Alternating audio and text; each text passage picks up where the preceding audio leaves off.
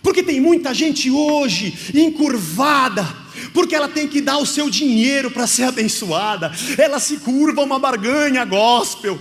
Ela vive encurvada para receber profecias e palavras de vitória, e ela é escrava com a sua bengala, e passam 18 e 36 e não sei mais quantos anos, e ela continua se curvando diante de pessoas, diante de gurus.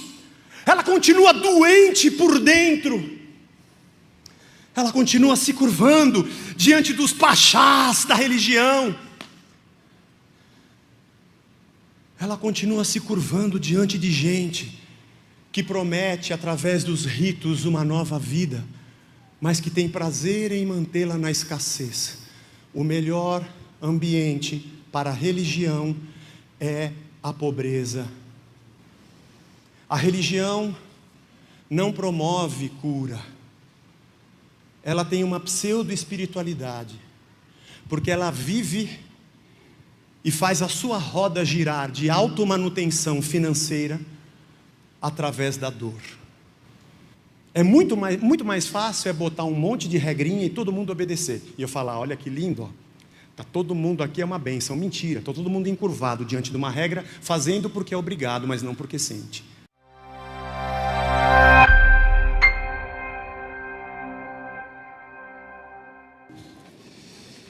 Estamos agora em Lucas. Estamos em Lucas capítulo 13, versos 10 em diante. Abra o seu aplicativo, a sua Bíblia, ou acompanhe pela tela. Sempre que alguém me pergunta, na tela nós usamos a versão Nova Almeida atualizada. Lucas 13, 10 a 17. Num sábado, Jesus estava ensinando numa das sinagogas. E chegou ali uma mulher possuída de um espírito de enfermidade. Havia já 18 anos. Ela andava encurvada, sem poder se endireitar de modo nenhum. Ao vê-la, Jesus a chamou e disse: mulher, você está livre da sua enfermidade. E impondo-lhe as mãos, ela imediatamente se endireitou e dava glórias a Deus. O chefe da sinagoga, indignado por ver que Jesus curava no sábado, disse à multidão: há 6 dias em que se deve trabalhar. Venham nesses dias para serem curados, mas não no sábado. Porém o Senhor lhe respondeu: hipócritas, cada um de vocês não desprende da manjedoura no sábado o seu boi, o seu jumento, para levá-lo a beber? Por que motivo não se deveria livrar deste cativeiro em dia de sábado esta filha de Abraão, a quem Satanás trazia presa há 18 anos? Tendo Jesus dito essas palavras, todos os seus adversários ficaram envergonhados. Entretanto, o povo se alegrava por todos os feitos gloriosos que Jesus realizava. A semana passada nós estávamos no texto em que Jesus propôs uma parábola de que antes de uma figueira ser cortada, ela poderia ser trabalhada, a terra poderia ser limpa, ela ser adubada para que desse mais fruto. Jesus continua dizendo a Teófilo e falando com ele sobre o rei, sobre o reino e sobre a nova vida no reino. Lucas vai mostrando e criando uma imagem para que Teófilo compreenda qual é esse movimento maravilhoso do reino de Deus entre os homens. Se não me falha a memória, estamos no 47º domingo falando sobre o Evangelho de Lucas, e nós vamos até ele acabar, e provavelmente quando ele acabar nós vamos fazer o Meu Caro Amigo parte 2, porque tem o segundo livro, o livro de Atos dos Apóstolos. Também foi Lucas que escreveu também para Teófilo. O primeiro falando sobre a vida de Cristo, sua biografia, o rei e o reino entre os homens, e o segundo, livro de Atos, que conta o nascimento, o surgimento da igreja, o que aconteceu com essa galera que conheceu o rei e conheceu o reino. Neste caso, neste trecho, saindo daquele momento que nós falamos a semana passada, não sabemos quanto tempo depois, mas Lucas relata que num sábado, Jesus estava ensinando na sinagoga. Nós já falamos sobre isso, mas vale a pena repetir. A reunião na sinagoga, no sábado, acontecia assim. Os homens se sentavam, o auxiliar abria com um texto, um salmo. O chefe da sinagoga, que havia um chefe em cada sinagoga, também fazia a leitura. E depois o livro, o rolo, era franqueado. E cada um poderia ler um trecho a partir do texto iniciado, um profeta ou qualquer que fosse o texto. E cada homem que lia aquele trecho poderia apenas passar para o próximo, ler o próximo trecho, ou poderia também levantar e compartilhar e conversar um pouco a respeito sobre aquele texto. Por isso Jesus estava ensinando numa sinagoga.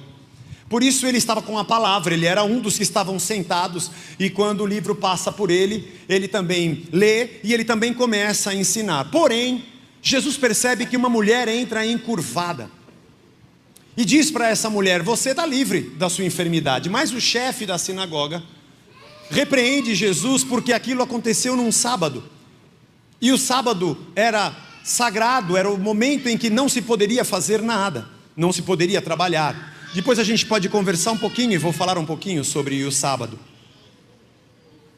Deixa eu só aguardar um pouquinho aqui.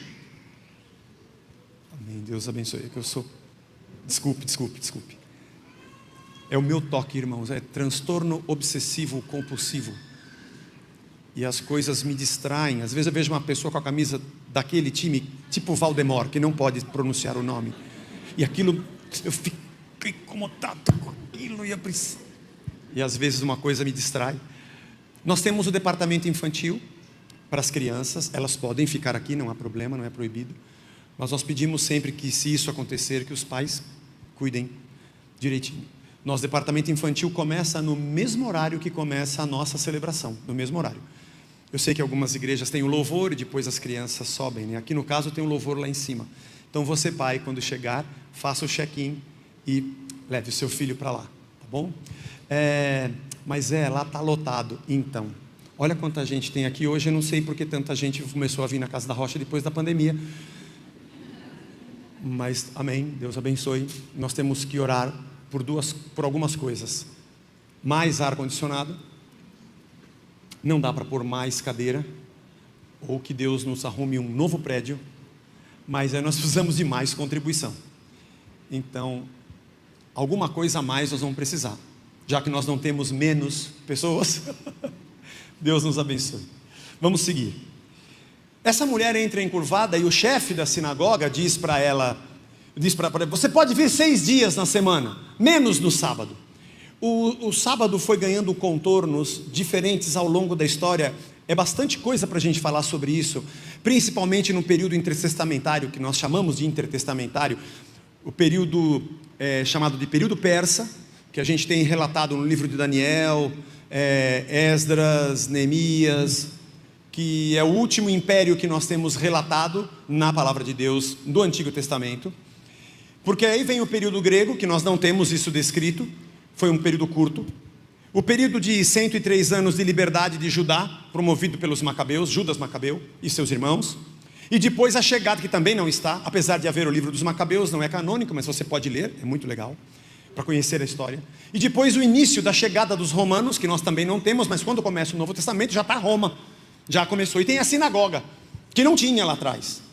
As sinagogas surgiram nesse meio do caminho, quando esses impérios, a partir da Babilônia, tomam Jerusalém, os babilônicos, os medos, os persas, depois os gregos e depois os romanos, uma sucessão de impérios, e não tem templo, e não tem... Os persas permitiram, depois de um período, a reconstrução, mas quando não havia templo, eles não tinham como sacrificar, e a espiritualidade da religião ficou sem o seu lugar central.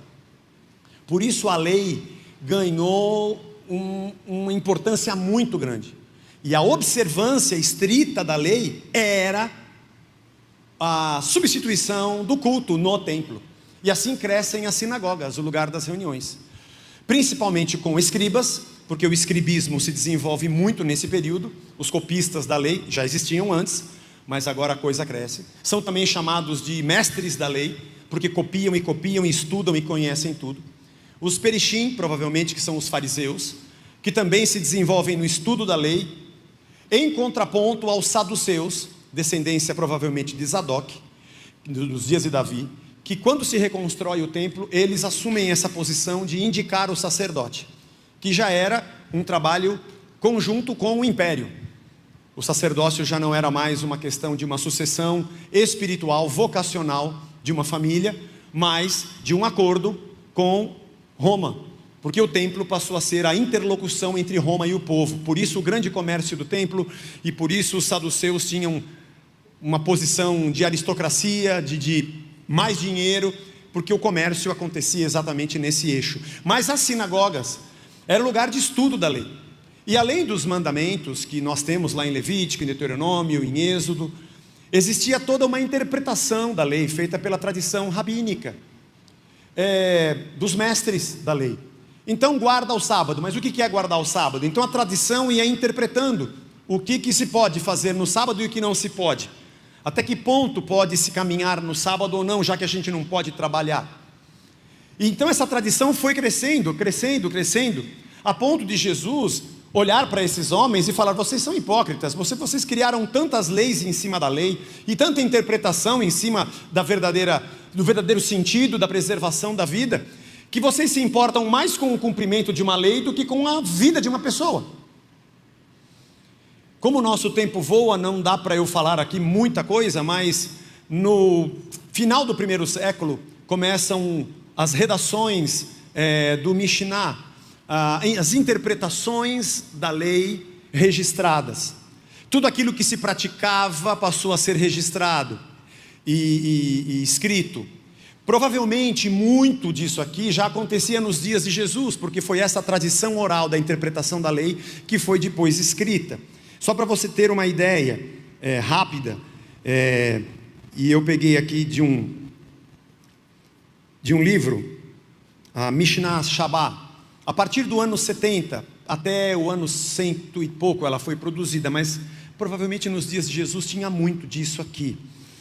As classes de trabalho que não poderiam ser feitas no sábado eram 40 menos uma, 39.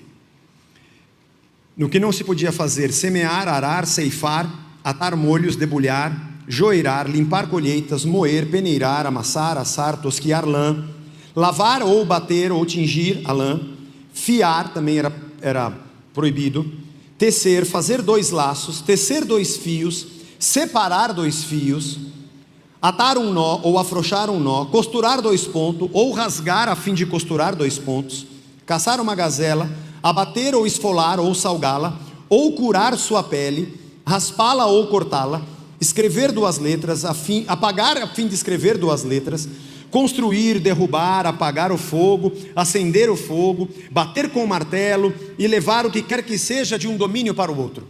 Aqui uma descrição da tradição do que podia e não podia ser feito. O cerne da questão era preservação do que é essencial para a vida. Obviamente que quando Jesus aparece dizendo: eu sou o Senhor do sábado, ele está dialogando com o que Deus disse lá na lei para o povo: vocês vão guardar o sábado, isso será um sinal para vocês. Um sinal de que vocês são um povo que preservam o verdadeiro descanso em mim. Não se preocupem com o trabalho, é aquilo que é essencial para a vida que vocês fazem. Mas isso acabou se tornando no ponto de tradições e tradições de interpretação, de ficar medindo por milímetro, por quilômetros, o quanto você pode andar, o quanto você não pode, se pode cuidar de animal, se você não pode. O interessante é que não tinha nada sobre curar pessoas aqui. Mas o chefe da sinagoga ficou incomodado com o fato de Jesus curar uma mulher que há 18 anos estava encurvada. E Jesus disse que era Satanás, era um espírito maligno que estava fazendo aquilo. Uma coisa interessante é que esse texto não tem uma teoria sobre como curar pessoas. Jesus não se preocupou com isso, não sei se você percebeu. E também não se preocupou em dizer: saia espírito imundo de enfermidade. Também ele não se preocupou. Porque às vezes as pessoas pegam textos da Bíblia e desenvolvem uma tradição de interpretação, criando regras e leis que o próprio Jesus absolutamente não fez. Ele simplesmente disse: seja livre dessa enfermidade, ponto. Nós é que, como os fariseus daquela época, gostamos de criar 1 milhão de regras e dizer que quando a pessoa está encurvada é que é o demônio tal, e se ela estiver meio torta é o demônio não sei o que, para expulsar esse tem que ser assim, o outro tem que ser com não sei o que. Jesus nunca disse nenhuma dessas coisas que com certeza eu e você já aprendemos na nossa longa estrada da vida. vou correndo e não posso parar, na esperança de We Are The Champions, porque é mais legal, a do Queen, mas na esperança de ser campeão. Mas havia alguma coisa errada com esses religiosos, porque se o sábado, Jesus aliás ele disse, eu sou o Senhor do sábado, é como se ele dissesse assim, ou aliás ele disse, vinde a mim vocês que estão cansados e sobrecarregados, porque eu sou o verdadeiro sábado de vocês. Aquele sábado do Antigo Testamento era um sinal. Tudo bem, eu sei que você tem um dia de descanso na semana, e ótimo, e deve ter mesmo, mas você sabe que o verdadeiro descanso não é ficar parado, é aqui. Porque tem dias que o seu sábado e o seu domingo de descanso é um terror aqui dentro, que você não consegue descansar, nem dormir, nem pôr a cabeça no travesseiro. Porque o verdadeiro descanso não está num dia e nem numa atividade ou na ausência dela, mas na presença do verdadeiro sábado, que é Cristo, que diz, eu sou o descanso, vinde a mim, vinde a mim. Portanto, esse cara da sinagoga estava mais preocupado em cumprir uma regra. Talvez você já tenha passado por isso. Muitas tradições de interpretação distorcem o Evangelho, e a pessoa tem regra dentro da igreja, ela tem que vir, tem que cumprir a escala, tem que fazer o relatório, tem que apresentar os números, tem que trazer os resultados, e ela não vem, ela recebe bronca, ela é tirada do cargo dela, é colocada outra pessoa, e ela fica chateada porque ela não pôde ir aquele dia, mas você quebrou a corrente, não trabalhou, não produziu, porque eu estou mais preocupado com as coisas que vão ser feitas do que com as pessoas que ali estão. A religião se ocupa da manutenção do rito e não com a manutenção da vida. Afinal de contas, se o princípio da lei era preservar a vida no sábado, como é que você dá mais importância para o sábado do que para uma pessoa que está doente? Não faz sentido. Apesar do texto ser a narrativa de uma cura, e de que Lucas constrói no imaginário de Teófilo o poder do Filho de Deus como Deus na terra que pode fazer curas, nós que já estamos no capítulo 13, já passamos pela cura da sogra de Pedro, por aquele rapaz que era possesso, pelo outro que era paralítico e foi descido dentro do lugar onde Jesus estava. Lucas já tinha mostrado para Teófilo outros milagres, e que Jesus era o Filho de Deus com poder em outras curas que ele promoveu. Talvez alguém conversasse com Lucas e falasse, Lucas, por que você colocou outra narrativa de cura? Acho que Teófilo já entendeu. E Jesus, eu tenho quase que absoluta certeza, diria, eu não estou preocupado em narrar a cura, eu estou preocupado com mais coisas do que isso. O chefe da sinagoga disse, você pode vir 6 dias, 6 dias, por que justamente no sábado? Por exemplo, Jesus, por que você não veio na sexta, de manhã? Por que você não veio na segunda, no domingo? Acho que Jesus diria para ele, não, eu posso vir, para mim não tem problema, a minha vida é isso aqui mesmo, poderia ser na sexta ou no sábado, para mim, um dia mais, um dia menos não faria diferença. O que não consigo entender é essa mulher entrar aqui 18 anos e você não se preocupar com ela. O problema não é a sexta e nem o domingo, é que você não tem nem aí com essa mulher. Está preocupado com o sábado. O religioso está preocupado em manter a ordem, a regra, a aparência, o obedecimento estrito das suas interpretações da lei. As pessoas, danem-se, ela vai embora, daqui a pouco vem outra, porque a gente faz propaganda na rádio, as pessoas vêm. O importante é ter a igreja cheia, não é ter as pessoas cheias do Evangelho. A religião mantém ritos, mas o Evangelho é para a vida. O interessante é que os fariseus acreditavam em anjos, em espíritos, espírito também, e acreditavam na ressurreição. Os saduceus não. Essa cura acontece numa sinagoga, onde haviam escribas e fariseus. Foram os fariseus que disseram que Jesus expulsava demônios por Beelzebu. Os fariseus acreditavam em espíritos maus, Beelzebu, chefe dos demônios. Não dá para discutir. Em Atos 19 nós temos os filhos de Seva, um sacerdote, tentando expulsar demônios. O exorcismo já acontecia naquela época, e a consciência de espíritos maus eles também já tinham. Por que você não se preocupa com essa mulher? A questão não é a sexta-feira vir na quinta ou vir no domingo, a questão é que ela vem aqui há 18 anos e você nunca fez nada por ela. Eu não sei se você já se sentiu entrando numa sinagoga, onde você tem a sensação de que as pessoas não estão preocupadas com você. Irmãos, eu não tenho condições de conhecer todo mundo aqui, eu não tenho, mas você tem. Se cada um aqui conhecer 10, a gente cuida uns dos outros. Eu não assisti a última novela da Globo, mas eu vi o último capítulo.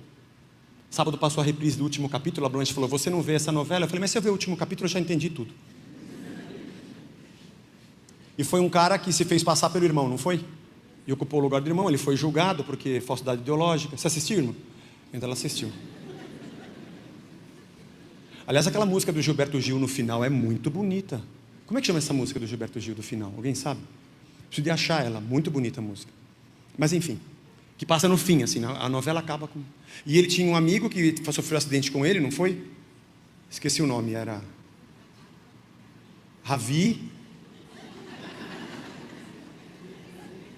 E ele era Christian, que fez passar pelo irmão que era Renato. Ó, já sei a novela inteira. Né? Para que ficar perdendo tempo? É um monte de comercial, os caras te vendendo coisa, vê o último. Mas teve uma cena em que uma menininha que ele queria adotar, acho que ele quis adotar na época que ele era casado com a mulher que achava que ele era outro cara. Ó, tá vendo? Irmãos, não precisa nem ter revelação, eu nem sou profeta. Novela é uma repetição atrás da outra. Mas ele estava com o Ravi, que no acidente ficou ruim, depois pelo jeito foi curado, não sei se foi Jesus, mas ele só aparece. Lucas não quis descrever pra gente o que aconteceu na novela. Ele aparece, estão na praia, e a menininha pergunta assim, vocês também moraram num orfanato, num abrigo? E ele fala assim, e vocês foram adotados? Não. Ele me adotou como pai, eu adotei ele como pai, e a gente viveu a vida um cuidando do outro. Já foi o suficiente para mim na novela. Olha que bênção. Eu falei, isso aí é igreja. Religião é quando todo mundo depende de um guru. E todo mundo quer ter a posse do guru, porque é ele que vai dar para mim os caminhos. E eu só estou com Deus, eu faço a mediação entre vocês e Deus, porque eu tenho um Deus que você não tem. Isso é religião.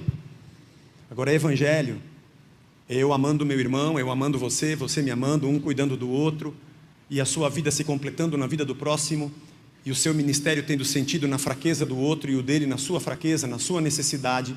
E o amor e a graça está entre nós, e nós somos corpo de verdade, membros ligados uns aos outros, que trabalham todos pelo cabeça que é Jesus Cristo. Isso é evangelho. Isso é evangelho. E é isso que Lucas está dizendo para Teófilo. A religião sempre tem um dono. E eu sempre digo que é muito difícil pregar aqui. Porque cada domingo que eu prego, você também está lendo o Evangelho, fazendo o caminho das letras, você já sacou o que o Evangelho significa. Se eu vier aqui inventar uma historinha para você, que agora essa água é benta e ela é gelada, e quando você deita, os pecados saem tudo, você fala, você está inventando. Se eu disser a você que se você der um dinheiro a mais, vai acontecer um negócio na sua vida, você vai ser mais abençoado, então você está fazendo um negócio de troca com Deus, você ficou louco, bebeu o quê? Porque quanto mais você entende o Evangelho, mais eu preciso pregar o Evangelho, porque o Evangelho nos liberta.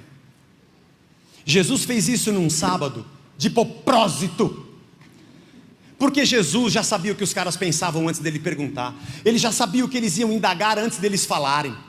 Jesus, lembra, andou sei lá quantos quilômetros para ir lá libertar o gadareno, que ele sabia que ia encontrar aquele cara, e atravessa aliás, e anda com a multidão atrás dele para ressuscitar o filho da viúva de Naim. Nós já passamos por esse texto, ele sabia. Ele não precisava esperar nada. Ele podia pegar uma quarta-feira à tarde, entendeu? Pedro, Tiago, João, que hora é o jogo hoje? É sempre 9h30 depois da novela, então vamos de tarde. Entra lá na aldeia, vai na casa da mulher, bate na porta dela, ela sai com a bengalinha encurvada, e ele fala, mulher, seja livre da sua enfermidade. Na quarta-feira mesmo. Ela ia desencurvar, eles iam se abraçar, iam tomar um café, eu tenho que ir embora porque depois tem o jogo. Pronto. Mas o texto diz que num sábado, irmãos, se eu conheço um pouco do Jesus, ele falou assim, você quer ver? Eu vou num sábado, estou aqui sentado e sabendo, daqui a pouco ela entra. E ela entra encurvadinha, e Jesus levanta, fecha o livro, mulher, seja livre da tua enfermidade. E aí aquele furdúncio, porque é sábado você não pode fazer cura, e Jesus fala, pera. Todo mundo que está aqui faz isso porque eu sei. Quem não te conhece é que te compre.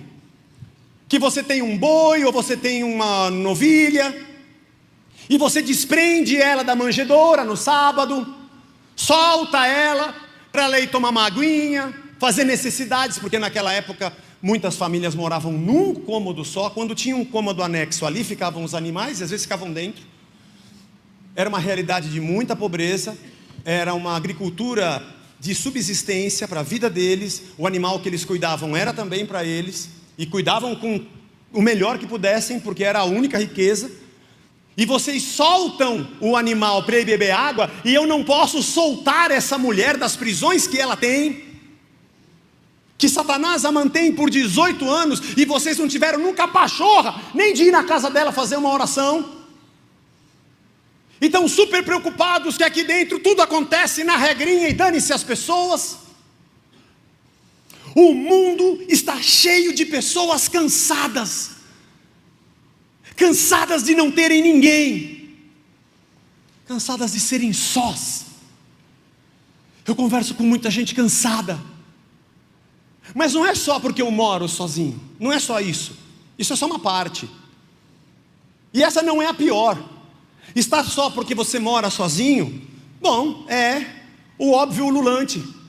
O ruim é você ser parte de uma multidão que está só. Como diz o Rubinho Pirola, nosso amigo que nos assiste lá em Portugal, é um monte de eus e não existe nós.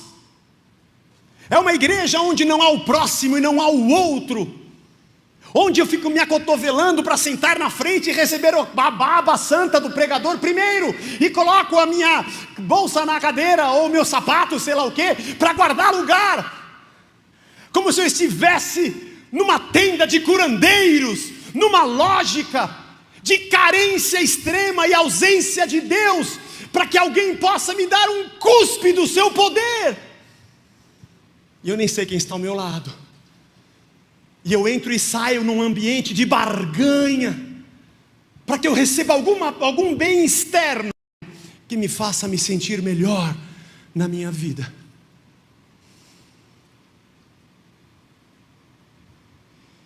E eu tenho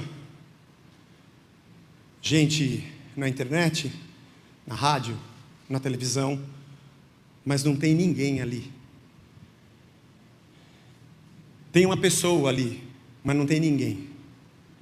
Tem muitos ao meu lado, mas não tem comigo.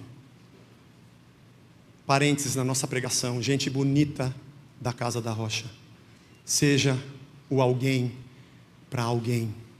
Isso é evangelho. Seja alguém para quem não tem ninguém. Sempre que você estiver aqui, levanta as antenas. Tem alguém sozinho ali, vai lá e dá bom dia, dá um abraço, chama ele de irmão e toma um café com ele. Isso é evangelho. Ninguém vai apedrejar ela não. Você não tem pecado? Joga aí. Eu sei o seu também. Você escondido, eu que estava com ela, que eu estou sabendo. Agora você vai querer jogar uma pedra nela?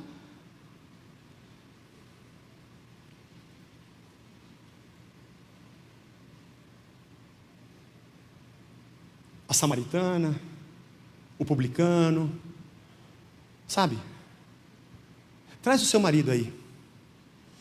Então, Jesus, eu preciso te falar, eu não tenho. Eu sei, eu estou sabendo, te conheço. Teve 5, né? Esse é o 6º, né? O que a gente vai fazer com você? Bom, traz o 6º, a gente vai daqui para frente. Vamos recomeçar. Graça, misericórdia, recomeço. Isso é igreja. 18 anos, vocês são capazes de desprender um animal e não desprender uma pessoa? Eu acho que quando Jesus falou isso, eles ficaram envergonhados e o povo festejou, que essa mulher jogou a bengala e dava pulos de altura. Sabe como é que é? Jesus, vou te falar um negócio. Eu continuaria a vida inteira encurvadinha com a minha bengala, mas só de você sentar o rei nesses caras eu já estou feliz, eu estou livre deles. Então, mulher, eu te curei no sábado, não foi só para te livrar da enfermidade, porque um dia a gente vai morrer de alguma. Agora eu te livrei dessa turba de religiosos que só querem sugar você, mas nem sabem o teu nome e são capazes de te controlarem pela religião por 18 anos, sem nunca saber a lágrima que você chora. Aleluia, eu estou livre dessa cambada de safados sem vergonha. Que bom! Tá aqui a bengala, eu vou ter que continuar andando encurvado, porque não tem problema, eu até acostumei, Jesus, 18 anos. A minha calça tem uma dobra, o cinto já está meio virado. A minha cadeira, o encosto é assim, ó, eu encaixo tipo um orelhão. Eu estou habituado com esse negócio, estou habituada. Mas só de você me livrar disso, que libertação! Porque tem muita gente hoje encurvada, porque ela tem que dar o seu dinheiro para ser abençoada. Ela se curva uma barganha gospel. Ela vive encurvada para receber profecias e palavras de vitória, e ela é escrava com a sua bengala, e passam 18 e 36 e não sei mais quantos anos, e ela continua se curvando diante de pessoas, diante de gurus. Ela continua doente por dentro, ela continua se curvando diante dos pachás da religião. Ela continua se curvando diante de gente que promete através dos ritos uma nova vida, mas que tem prazer em mantê-la na escassez. O melhor ambiente para a religião é a pobreza. A religião não promove cura. Ela tem uma pseudo-espiritualidade, porque ela vive e faz a sua roda girar de automanutenção financeira através da dor. Porque enquanto você for um pobre necessitado, a minha religião estará aqui para te ajudar, por uma módica quantia. Mas você, veja, não mande dinheiro agora,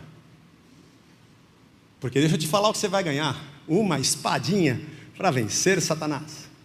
Você está feliz já, né?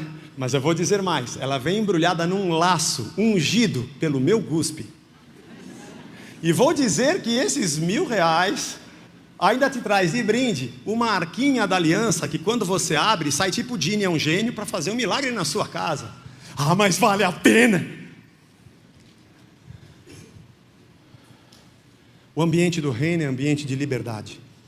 Olha, irmão, tem dia que a gente está duro, tomando o Ara2H, que eu e o Prata tomamos. Tem dia que a gente está cansado. Tem dia que dá certo, e dá tudo legal. Tem dia que a gente não vende, que a comissão não vem.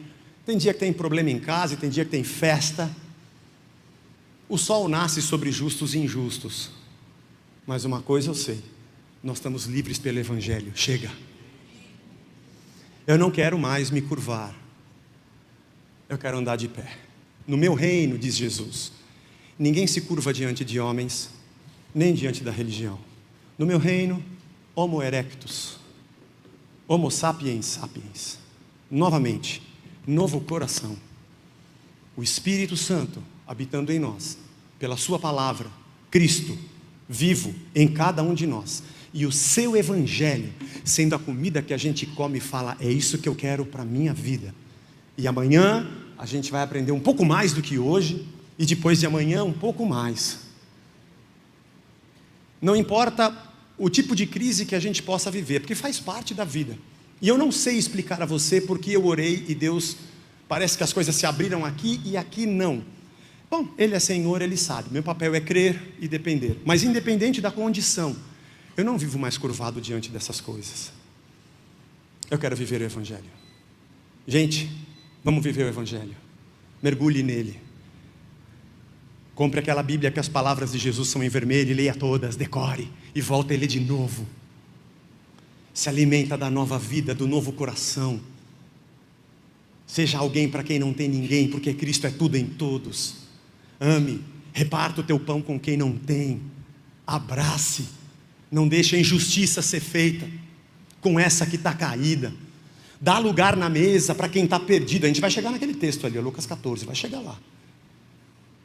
Dá lugar na mesa para quem não tem lugar. Dá o Evangelho que vai libertá-lo de verdade para uma nova criatura. seja um lugar onde as pessoas dizem: Jesus reina aqui. E quando você vê alguém curvado, diga para ela: levanta. Não se curva diante disso, não. Você não precisa. O Espírito de Deus está aqui. Nossas casas sejam um lugar que os nossos filhos andam de pé. Andam de pé. A gente dialoga, a gente ensina, a gente abraça, a gente ama. Eles tropeçam, a gente perdoa. Anda mais uma milha, oferece a outra face. Irmãos de verdade, que vivem o reino de verdade, dá trabalho. É muito mais fácil botar um monte de regrinha e todo mundo obedecer. E eu falar: olha que lindo, ó. Tá todo mundo aqui, é uma bênção. Mentira, está todo mundo encurvado diante de uma regra, fazendo porque é obrigado, mas não porque sente. Eu prefiro ter todo mundo torto, mas o Evangelho trabalhando dentro de cada um de nós, porque pelo menos a gente está de pé, andando com Jesus Cristo, autor e consumador da nossa fé. Deus nos abençoe.